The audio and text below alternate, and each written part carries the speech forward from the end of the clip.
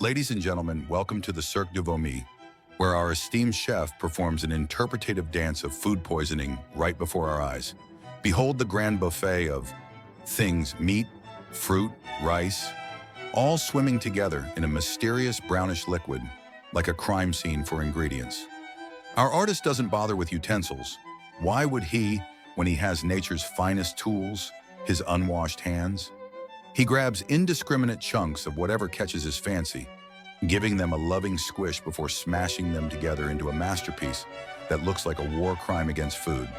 And just when you think it can't get worse, boom! He cleans the pan by scraping the leftover horror sludge into a neat, compact nightmare fuel ball. Bon appetit, or more accurately, may God have mercy on your stomach, folks, because the next stop is a level of horror that defies all FDA regulations. Meet Chef Bare Hands standing proudly behind a stall of sludgy, unidentifiable broths. There's a spoon in every tray, but he's a man of tradition, which means grabbing a fistful of whatever's closest and lovingly kneading it into a giant tub of rice. At this point, eating here ain't just a meal, it's a test of your immune system's horsepower. Oh भाई साहब, वहाँ पे dustbin रहता है। Hygiene is essential after all. Nothing like a traditional, locally sourced beverage, served fresh and warm to wash it all down. Nature's own health tonic, pure, organic, straight from the source. Move over, Peter Parker. There's a new Spider-Man in town, and he's not here to fight crime. He's here to cook nightmares. Our hero begins his culinary adventure by raiding a spider mansion, a massive web fortress teeming with 8-legged tenants. No hesitation, no mercy. He evicts them all into a basin of water because apparently, before becoming dinner, they need a proper drowning. Next, it's time for the deep fry treatment because nothing says delicious like crispy arachnid carcasses sizzling in oil. But he's not done yet. Oh no, enter the chicken, a completely innocent ingredient about to be dragged into the abyss. With the cold efficiency of a man who lost all food-related morals years ago, he blends fried spiders and chicken into a single unholy paste. The final horror? Perfectly shaped spider balls like normal meatballs. If normal meatballs stared back at you, would you try them? Or would you rather let Spider-Man stick to fighting villains instead of your digestive system? Welcome to the avant-garde of world cuisine, where rules, hygiene, and basic human dignity take a back seat. First, we enter a high-end community dining experience where guests sit cross-legged on the floor, eagerly awaiting their ration. Plates outdated. Instead, the chef, an artist in his own right, parades through barefoot, hurling a sticky rice brick straight into their personal section of dirt. But the real magic happens when he returns, gleefully splashing a brown mystery sauce over the rice, creating a dish that's equal parts meal and forensic evidence. Ah yes, behold the street maestro of churros, a man whose commitment to fresh dough is only rivaled by his complete disregard for hygiene. Why prep the batter beforehand when you can slap together a half-assed mix on the spot, letting the sweat from your bare hands become the secret ingredient? And the technique, pure art. He pipes out a never-ending spiral of fried dough, twirling it like he's summoning an oil-drenched deity. Speaking of oil, Jesus Christ, he's got enough bubbling grease to power a small country, and that churro is soaking it up like a goddamn sponge. But wait, a plot twist. Mid-process, he takes a quick break to readjust his balls, because nothing says artisan pastry like a side of unwashed hand-to-crotch contact. And after all this culinary foreplay, the final result? A greasy, spiraled abomination that drips enough oil to lube a car engine. But hey, at least it's fresh.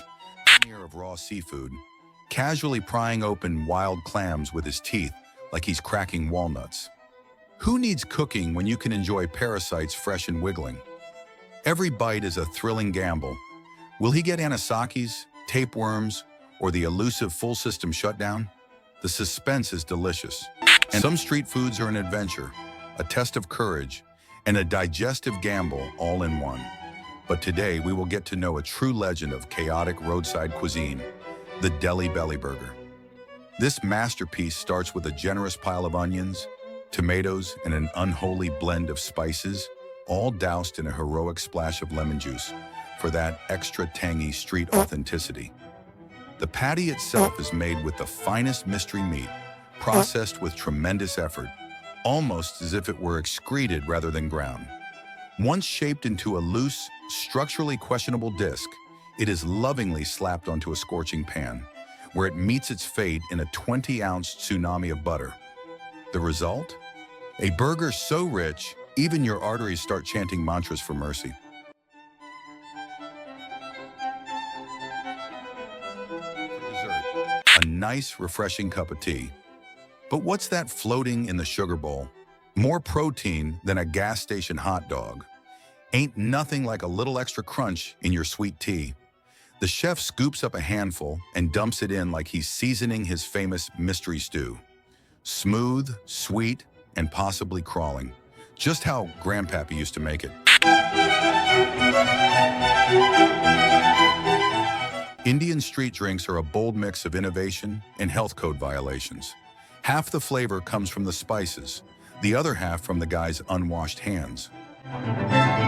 But today we will get to know a true masterpiece of Indian street mixology, the Green Mile Lassi. Crafted with every green thing the chef can find within a 1-kilometer radius: mint, coriander, mystery leaves, the neighbor's plant leaves, and probably some grass clippings. This drink is as fresh as it is questionable. Our bearded maestro, whose facial hair rivals the length of the Ganges, blends everything with his signature touch. Occasionally, a rogue beard hair sneaks in, adding a premium keratin boost for that extra nutrition. And to top it all off, he slices a handful of grass straight from the roadside, ensuring you get your daily dose of nature. Oh, भाई साहब. We have encountered these edible mortar structures far too many times, each one competing for the most grotesque and stomach-churning appearance. But today we have the privilege, no, the misfortune, of witnessing firsthand how one of these architects of street food abominations constructs his latest monument to nausea.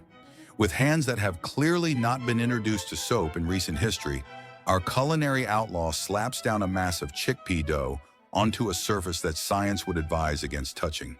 He kneads it with the passion of a man who has long abandoned health codes, molding it into an ominous, oversized ring, its structure precarious, its texture deeply unsettling. But he is not done. Oh no. To elevate this gastronomic crime scene, he impales whole cucumbers, peppers, and tomatoes into the trembling, starchy monstrosity, as if adorning a pagan sacrifice to the gods of food poisoning. The ingredients stand upright in tragic defiance, their fates sealed in this culinary mausoleum. Then comes the final affront to decency, a mysterious, viscous orange puree, poured into the center with the same careful precision one might use when disposing of toxic waste. The crater of doom fills up, swirling into a broth that defies both logic and human dignity. The structure quivers, the boundaries between solid and liquid beginning to blur in ways that would make any self-respecting physicist weep. And just when you think it cannot possibly get worse, he decorates it. A handful of onions and other unidentifiable objects are sprinkled over the grotesque display, as if a final attempt to convince us that this is, in fact, food and not some avant-garde social experiment in human suffering. The masterpiece is complete. It stands before us, a towering insult to both nature and common sense. Is it edible? Is it a warning? Is it the result of a bet that went too far? One thing is certain, somewhere in the distance, a health inspector is crying.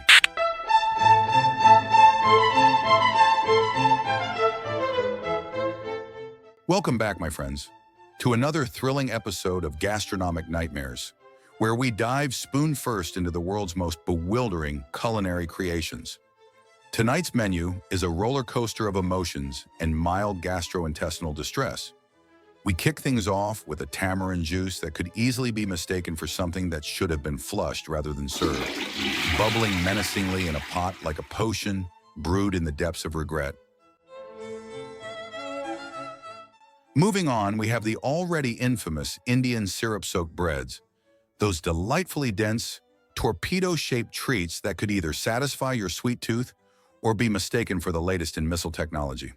A true double threat, dessert or defense system. You decide. But the madness doesn't stop there. Enter the man with the burgers. A culinary visionary? Perhaps. A petrochemical enthusiast? Most definitely. His cooking oil has developed a thick, suspiciously orange foam that looks eerily coordinated with the very blanket draped over his shoulders, as if both he and the oil were distilled from the same barrel of crude petroleum. And as the cherry on this fever dream of a feast, we have edible wigs, colorful, fluffy confections that appear to have been stolen straight off the heads of unsuspecting clowns. Fashion statement or snack? Why not both? Hold on to your stomachs, folks. This one's going to leave a mark.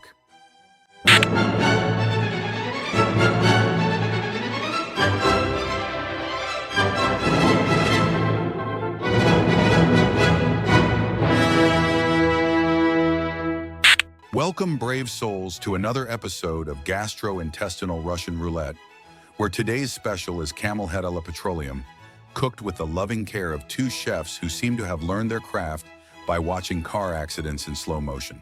Why use a clean pot when you can repurpose an old oil drum, complete with authentic residues of gasoline, diesel, and broken dreams? Nothing screams Michelin-starred cuisine like a barbecue setup that looks like it was part of a Mad Max set design.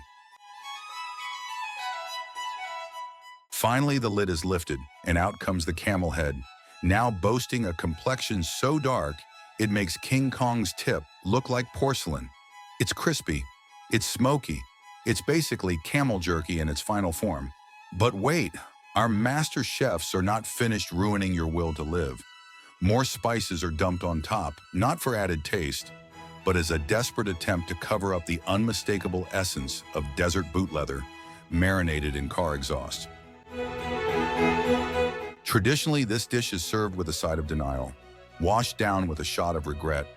Optional garnishes include a gas mask to protect yourself from the fumes, Pepto-Bismol, because you're going to need it, a priest just in case your stomach doesn't survive the night. If you've ever wondered what pure despair tastes like, this dish is for you.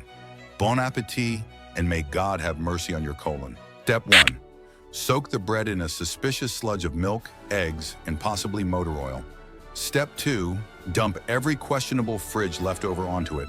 Pickles, gummy bears, mystery sauce, like a garbage truck in freefall. Then there's the pan, which looks like the one the woman from the Scream by Munch lost right before her breakdown. Twisted, charred, and radiating pure existential dread. The taste? Imagine licking a subway pole in July. To cleanse our mouths and traumatize taste buds, we now move on to a mysterious scramble.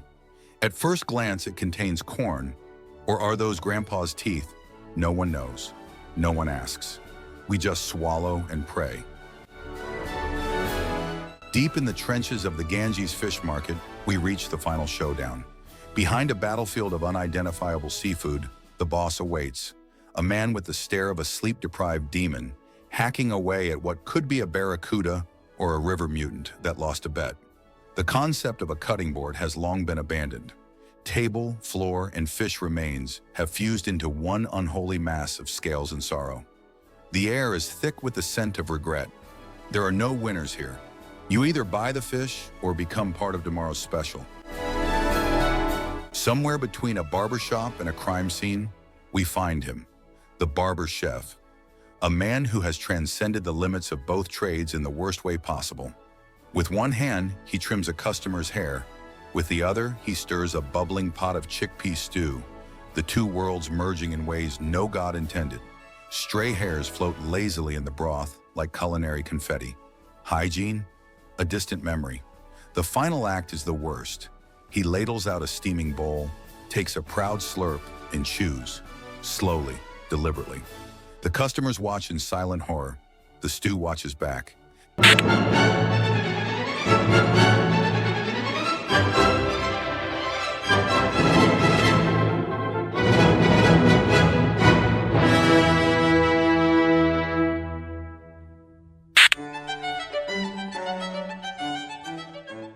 Ah yes, another day, another culinary war crime. Today's chef, a fearless innovator in the field of self-inflicted food poisoning, has chosen to prepare an entire cow stomach with its original contents intact. Because why waste nature's seasoning? After a slow roast over an open flame, the stomach emerges beautifully charred on the outside, sealing in a flavor profile best described as rural sewage meets smoky regret. With the confidence of a man who has long since abandoned self-preservation, he slices through the crusty outer layer, unleashing a tidal wave of, let's call it, organic essence. The interior is a rich mosaic of textures, gelatinous, fibrous, and questionably liquid, offering a full-spectrum mouthfeel that no sane person ever asked for. Undeterred, he grabs a piece, generously coated in whatever alchemical horror still lingers inside, and plunges it into a bowl of sauce. Because when your dish smells like the back end of a slaughterhouse, a little dipping action might at least make it swallowable. A bite, a chew, a moment of deep, existential reflection. His eyes glaze over as his body enters a state of fight or flight, but he swallows. A slow, measured nod follows. Whether in approval or silent regret, we may never know. One thing is certain, some meals nourish the body, others the soul. This one just feeds the bacteria. Uncle John's carrots. The only vegetable that looks like it escaped from a high-visibility construction site. While the rest of the world enjoys the humble orange carrot, Uncle John decided to go full nuclear red, creating a vegetable that could double as a warning sign on the highway. You don't eat one of his carrots. It announces itself before you even take a bite. But what's the secret behind this suspiciously intense color? Did Uncle John secretly paint them with leftover barn paint? Or did he just decide that carrots should radiate enough glow-in-the-dark energy to guide lost truckers back to the nearest gas station? Now let's talk about Uncle John's biggest advantage in carrot farming, the complete absence of moles. Normally in other countries, these little underground critters pose a threat to carrot crops, munching away at the roots. But on Uncle John's farm, moles don't stand a chance. Their ultra-sensitive noses detect the rich bouquet of tractor fumes, fermented hay bales, and the delightful aroma of unregulated pesticide experiments, causing them to drop dead before they even consider digging a burrow. This means Uncle John enjoys an uninterrupted carrot harvest, free from pesky subterranean intruders. And if you ever wonder how these radioactive-looking carrots achieve their final glow, just take a stroll through the local farmer's market. Somewhere in the back, Uncle John himself, with a jug of mysterious phosphorescent liquid, methodically pours it over fresh piles of carrots, humming an old folk tune that probably translates to, "May your intestines survive this meal." Meanwhile, a group of barefoot farmhands with particularly seasoned souls sit nearby, lazily shaking the carrots with their feet, ensuring every inch of the vegetable is evenly coated in whatever unholy mixture is being applied. Each careful foot shuffle adds not just an extra layer of flavor, but also a rich, artisanal, extra cheese essence, a secret ingredient passed down through generations of questionable hygiene practices. So next time you bite into one of these high-visibility hazard sticks, just remember, it's not just a carrot, it's a miracle of modern agriculture. And if you start glowing in the dark afterward, congratulations! You've been blessed with both vitamin A and a lifetime supply of foot-fermented probiotics.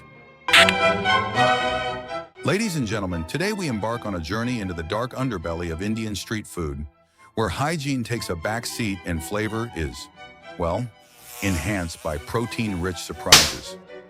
Our protagonist, a dwarf Indian craftsman, a veritable alchemist of the beetle leaf, concocting a batch of pan masala with the precision of a chemist and the hygiene of a medieval barber. With the dexterity of a seasoned magician, he whips out a mystery spray bottle, perhaps an exotic blend of menthol, rose essence, and just a dash of industrial pesticide for that extra kick.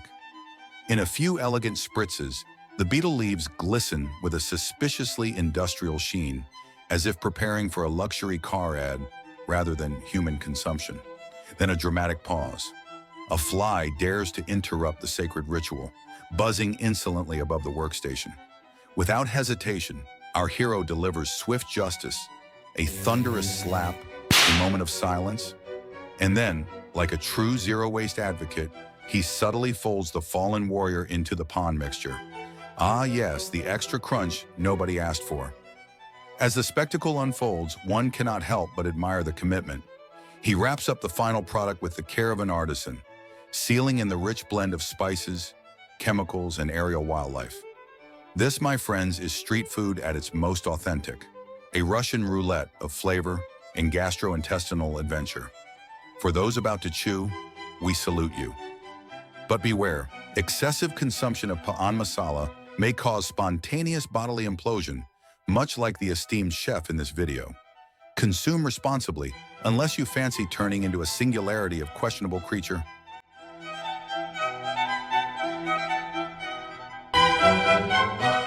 Ah, street food. The thrilling culinary roller coaster where flavor and food poisoning hold hands like star-crossed lovers. A place where health codes are but whispers in the wind, and cooking oil ages like fine wine. Enter today's culinary daredevil, a man who has clearly made a blood pact with chaos. His cooking station? A pan filled with an oil so ancient and overused, it has developed its own flavor profile. This isn't just reused grease, this is liquid archaeology.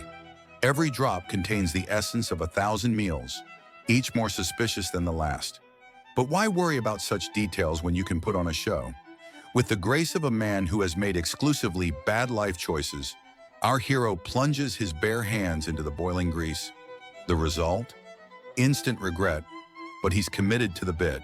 Instead of screaming in agony like a normal person, he starts flailing and jerking around like a malfunctioning street performer, legs kicking, arms flapping, as if his soul is trying to escape his body.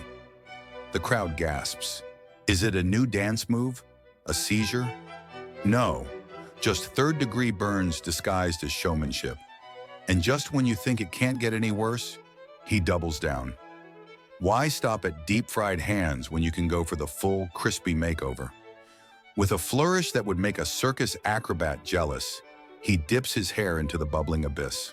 That's right, his actual, human, once healthy hair. Whether this was a cooking technique, a budget-friendly hair treatment, or a desperate plea for attention, we may never know. But what we do know is that his scalp now smells like a bar counter at 3 a.m. Burnt alcohol, regret, and something vaguely resembling despair. On the bright side, he's just saved a fortune on hair gel. That crispy, grease-laden helmet of hair isn't moving for days. It has achieved the structural integrity of a medieval knight's helmet, impervious to wind, rain, and possibly even direct attacks. And what about the pancakes? Oh, don't worry about them. They've long since stopped being food. They are now blackened, fossilized discs of culinary failure. Inedible relics of a man's tragic devotion to the show must go on. So what have we learned today? That no amount of bravado can outmatch boiling oil. That dance moves cannot negate third-degree burns. And that if your hair ever smells like a deep fryer, it's time to rethink everything.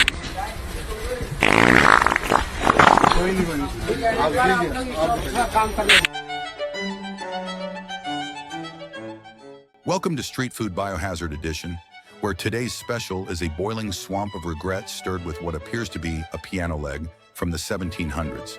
The consistency? Diarrhea adjacent. The smell? Classified.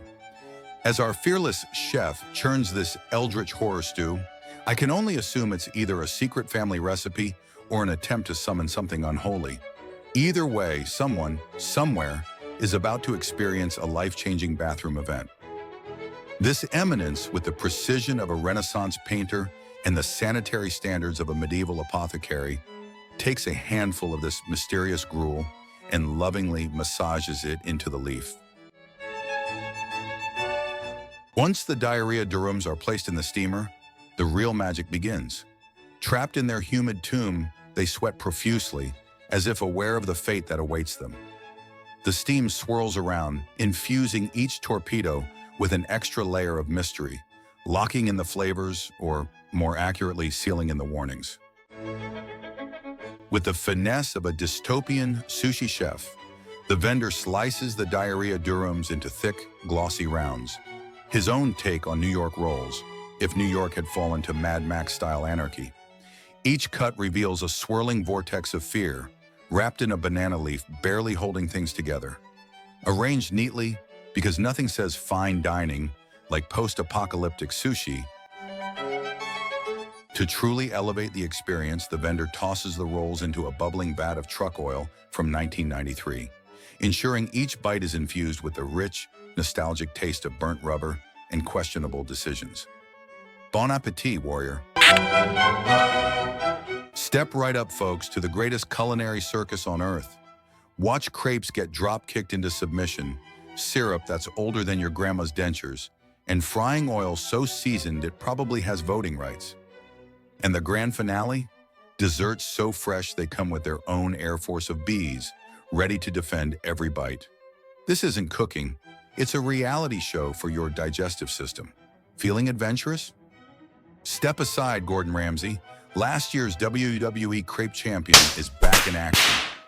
Watch in awe as he crafts a crepe the size of a championship belt, only to obliterate it with a series of slaps, smacks, and finishing moves straight out of WrestleMania. This isn't cooking, it's Crepe Slam 2025. And the crepe, let's just say it tapped out. Ah, the street vendor of mystery soup, the unsung hero of questionable dining. He scoops up what could be soup, or a suspicious liquid that might double as car engine fluid, and dumps it onto a dry banana leaf. Then, with the grace of a toddler playing in a sandbox, he shatters dirt cookies over it with his unwashed hands. It's less food and more a science experiment gone rogue. Is it a meal or an archaeological dig? Either way, your stomach will file a formal complaint later. Bon appetit. Step right up and witness the culinary marvel that is mystery bread.